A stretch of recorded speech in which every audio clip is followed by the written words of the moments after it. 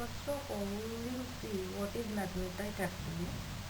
The first magnets were not invented but were found from naturally occurring mineral, and the name of that mineral was magnetite, and this magnetite occurs all over the world.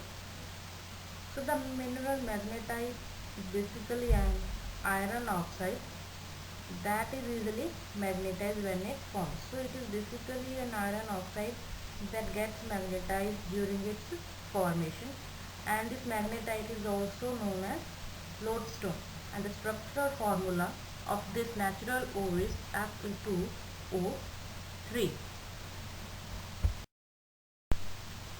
So next question is that what is magnet? Magnets are objects that produce magnetic field and attract metals like iron, nickel, cobalt. And a natural magnet is a magnet that occurs naturally in nature. And the strongest natural magnet material is lodestone, and it's also called magnetite, that we have already studied in the previous slide, that naturally occurring magnets are basically the lodestones and we call them magnetite. Next is when the magnets are made by people, they are called the artificial magnets. So you can say here that magnets are basically of two kinds. One is natural magnet and another one is artificial magnets. Natural means that occurs naturally in nature, and artificial magnets that are man-made magnets. So these magnets can have desired shape and desired strength. So artificial magnets can be of any shape and of desired strength. So here you can see different shapes of artificial magnets. First one is bar magnet. It is in the shape of a bar, rectangular shape. Then the another one is ring magnet. Then the disc magnet, magnetic needle, horseshoe magnet. So all these are artificial magnets and can have desired shape. Next is bar magnet. Bar magnet is a rectangular piece of object. It is made up of iron, steel, or any other ferromagnetic substance. You have seen in the previous slide the shape of the bar magnet. So it is a rectangular piece of object and it is made up of ferromagnetic substance like iron, steel, etc. Next point is the magnet has two poles, a north and a south pole. So when you suspend it freely, the magnet aligns itself so that the north pole points towards the magnetic north pole of Earth. You can also consider it as the basic property of a magnet, that when you suspend a magnet freely, it will try to align itself so that the north pole of this magnet points towards the magnetic north pole of Earth. The next point is the Earth behaves as a magnet. This is as if a huge bar magnet is held at center of Earth with its north pole pointing approximately towards geographic south. The south pole of imaginary bar magnet would point approximately towards geographic south. So why Earth behaves as a magnet? That it is believed that there is a huge bar magnet inside the Earth, and its north pole points towards the geographic south, and the south pole of this imaginary bar magnet points towards the geographic north. Next property of a magnet is every magnet attracts small pieces of magnetic substances. So here in the diagram you can see the bar magnet, and it is attracting the magnetic substances like nickel, iron, cobalt. You can consider here that iron filings are spreaded around the magnet and these are being attracted by the magnet. When a bar magnet is suspended freely with the help of thread, it comes to rest along north-south direction. You can see in the diagram there are four directions shown: west, east, north and south. And you can see the suspended bar magnet. It is aligned in the north-south direction. So the next property is the magnetic poles always exist in pairs. The poles of magnets can never be separated, that is, magnetic monopoles doesn't exist. So if you try to break a magnet, you will see new poles form at the broken ends. In this you can see in the diagram that there is a one big magnet having north and south poles. When it is broken into two pieces, again each piece is having north and south pole.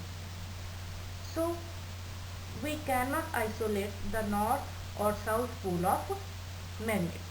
Unlike electric charges, isolated magnetic north and south poles known as magnetic monopoles doesn't exist.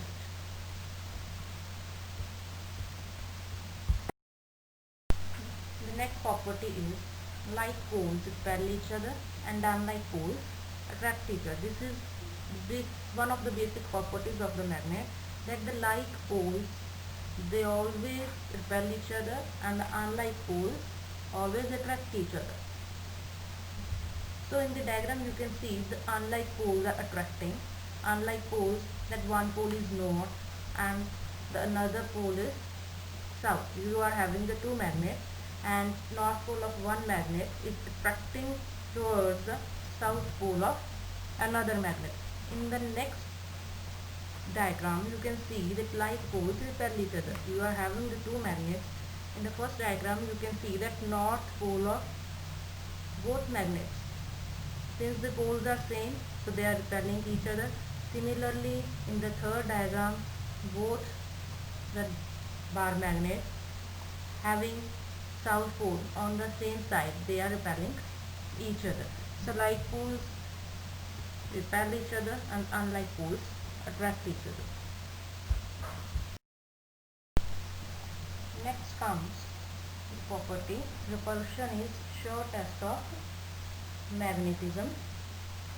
Repulsion is sure test for magnetism because it takes place only between two like poles of magnet, whereas attraction takes place between two unlike poles of magnet, and also between a magnet and a magnetic material.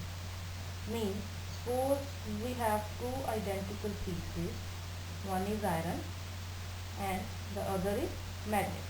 So to distinguish between them, we take another bar magnet.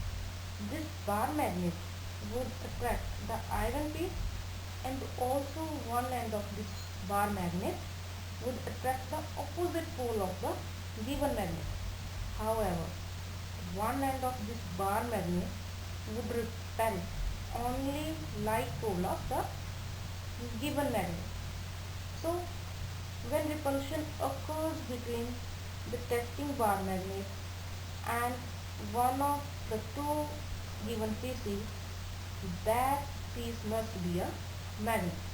That's why we say that the repulsion is a sure test of magnetism. Next property is inductive property. When a magnetic material is placed near a magnet, it acquires magnetism. Means when a piece of magnetic material like soft, iron, cobalt, if we place piece of such magnetic material near a bar magnet, it will acquire magnetism.